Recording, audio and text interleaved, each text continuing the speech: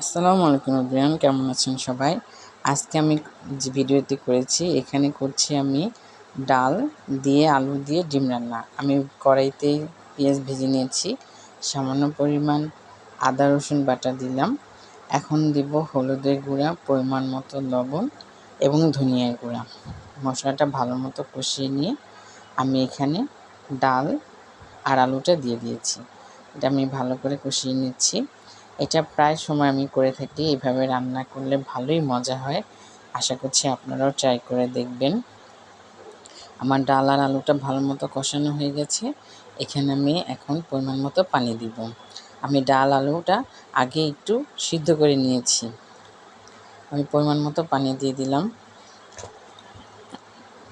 এখন আমি এটা একটু ভালো করে জাল দিয়ে নেব। আর আমি দিয়ে দিচ্ছি কয়েকটা আস্ত কাঁচামরিচ। আমি এটাতে ঝাল খুবই কমই দেব।